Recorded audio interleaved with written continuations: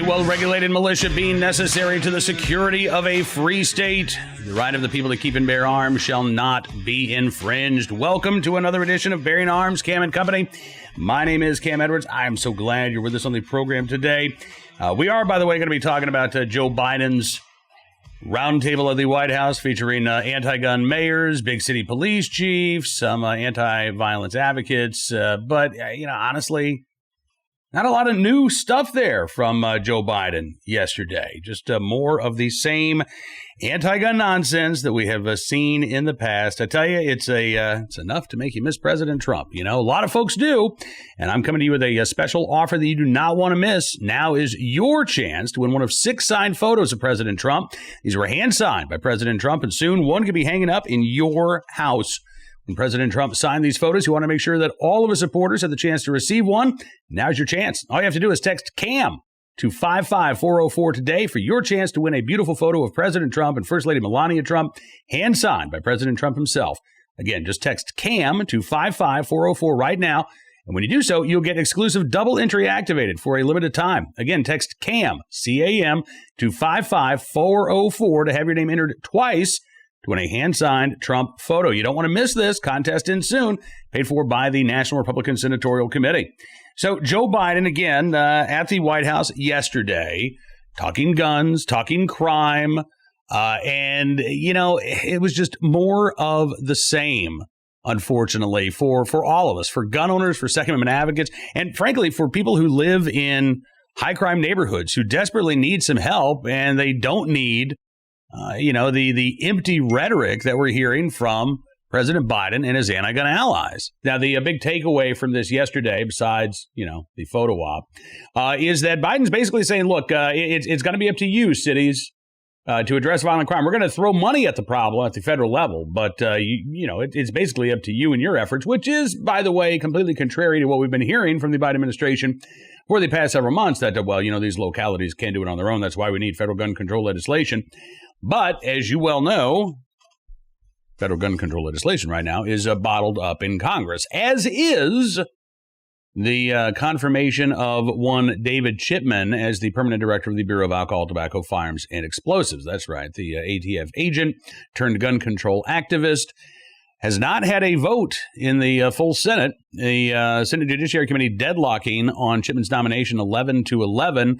Since then, we've seen Maine Senator Susan Collins, a moderate Republican, come out and oppose Chipman's nomination. But a lot of Democrats still silent on that nomination, to the point that Politico has actually covered this now. Biden wants to tackle gun violence, but his firearms nominee is stuck in limbo. A handful of moderate Senate Democrats remained undecided on the nomination of David Chipman, who now works with a top gun control group. This is good news. Now, don't celebrate yet, because we're not out of the woods. But the fact remains that if the votes were there right now to confirm David Chipman, Chuck Schumer would have called for that vote. And you do still have senators like Joe Manchin of West Virginia who are on the fence at the moment. Here's what Politico has to say. On Monday, at least 4 Democratic caucus members were publicly mum on whether they'd support Chipman. Senator Angus King, an independent from Maine, a constitutional carry state, by the way, said he hadn't made up his mind, while Senator Joe Manchin of West Virginia, another constitutional carry state, said that he was still, quote, working on it. Manchin said, I've spoken to him a few times, had a Zoom call with him, trying to get all the facts and figures on this stuff, his credentials. He added that Chipman's experience, quote, seemed to be exemplary, but that he's still considering everything else that people have concerns about. Well, good, I'd hope so, because the issue with David Chipman's nomination is not that he spent 25 years in the ATF. It's that he spent most of the past decade working for gun control groups, like Mayors Against Illegal Guns, which is part of Everytown for Gun Safety, Michael Bloomberg's anti-gun outfit. Went from there to ShotSpotter, a private company, for a couple of years. And then I guess he tired of private industry and he got hired on at Giffords as a senior policy analyst and a gun control lobbyist. This is the anti-gun organization started by Gabrielle Giffords, former congresswoman, and her husband, Mark Kelly, now the junior senator of Arizona. And David Chipman still works for Giffords. To the best of our knowledge, he's still drawing a paycheck from this gun control group, while Joe Biden wants to put him in charge of the agency overseeing the firearms industry and this nation's gun laws. So, yeah, Joe, I'm glad to hear that you're still trying to work through all of this.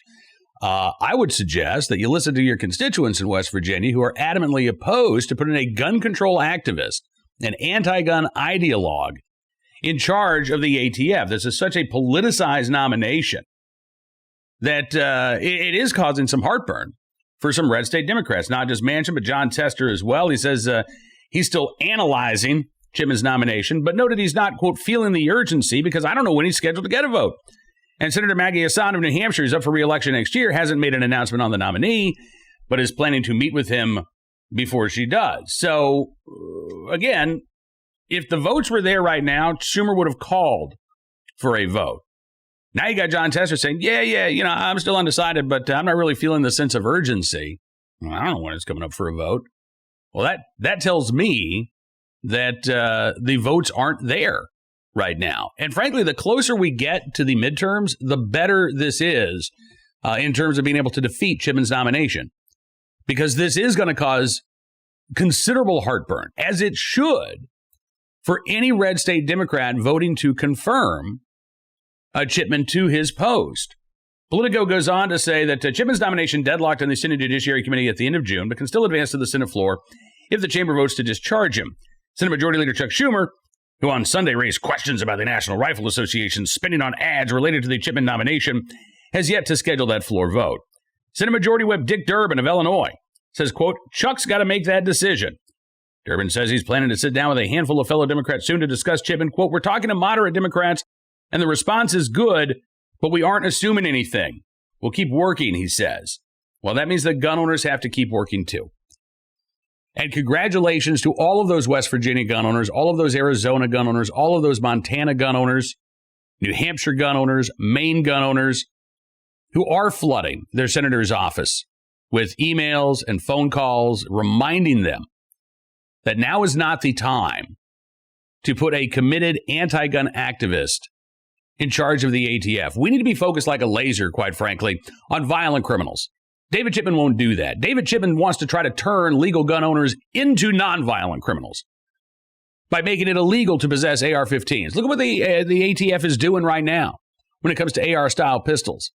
The public rule change that is under a public comment right now, or the attempt to redefine what a frame or a receiver is in order to undo more than 50 years of ATF rulemaking and allow for sweeping bans of unfinished firearm parts.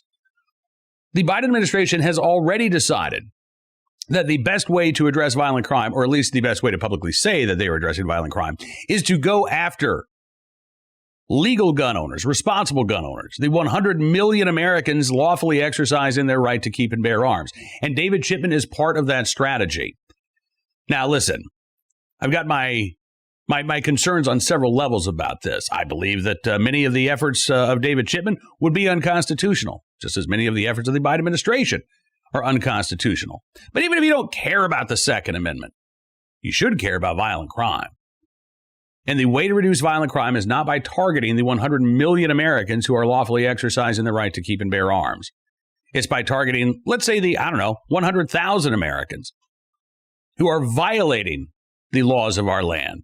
Not laws against, high-capacity magazines or modern sporting rifles, but laws against carjacking, home invasion, robbery, and murder. If we can focus on those individuals, we can drive down the crime rate. You try to focus on stripping Americans of their Second Amendment rights, you're not going to do anything to address violent crime. But you're going to continue to tear this country apart.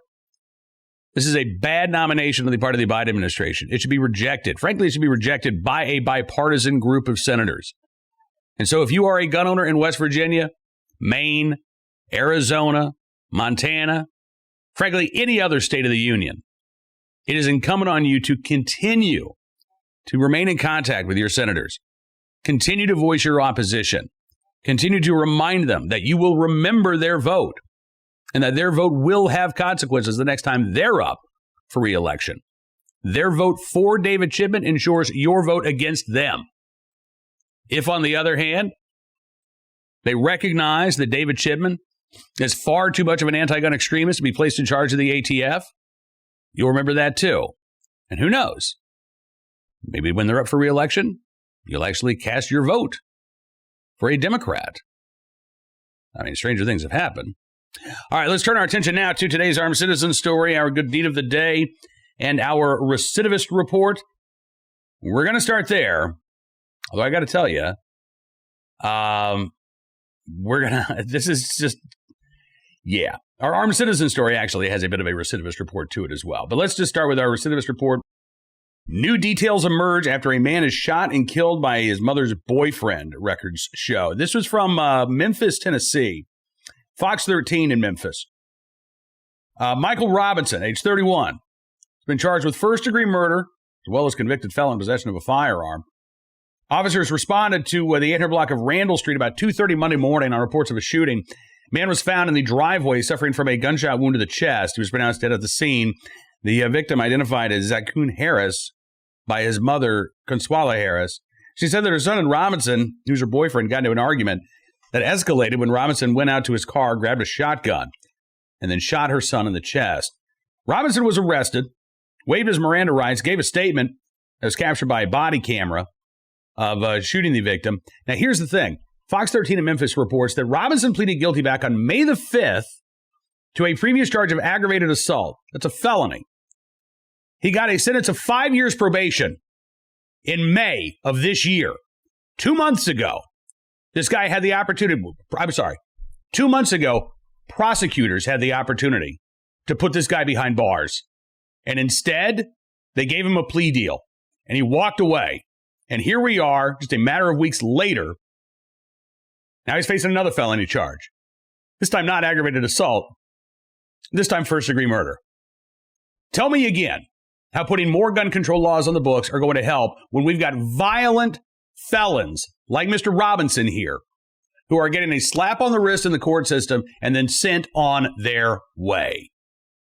Similar story with our armed citizen story today from California. California homeowner shoots and kills armed intruder after a man kicks down his door.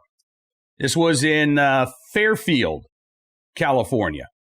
This was last Tuesday morning. KTXL reports a Northern California homeowner fatally shot an armed man who was on parole for another home invasion. That's right. After he kicked down the homeowner's door Tuesday morning. Neighbor Nathan Biggs says, I'm kind of blown away. I've lived here all my life, 18 years. Probably the most eventful thing that's happened in this neighborhood. Police say the couple and the home were having breakfast when they saw a stranger through their Ring camera who knocked on the front door. Homeowners didn't answer. Fairfield Police Lieutenant Joshua Jacobson says the suspect ultimately did kick the door down, kicked it off its hinges, and attempted to make entry into the house. The homeowner defended themselves, fired rounds. Suspect ended up fleeing. The homeowner obviously called us, asked us to come and help him. Police say the homeowner fired 2 shots with his handgun. When officers arrived, they found the intruder across the street. Despite first responders doing CPR, the man died at the scene. Police identified the intruder as a 27-year-old Suisun City resident who was on active parole for a home invasion in Alameda County, which is about 65 miles south of Fairfield, California. Active parole, home invasion. Plenty of gun control laws in the state of California. 10-day waiting periods, bans on so-called assault weapons, bans on so-called high-capacity magazines, background checks for ammunition, microstamping. We could go on and on. And yet, you commit a violent crime, like a home invasion in California, and what happens? Nothing. That's what happens. Oh, you'll get hauled into court. You'll get offered a plea deal. You'll take that plea deal. You will soon be on your merry way.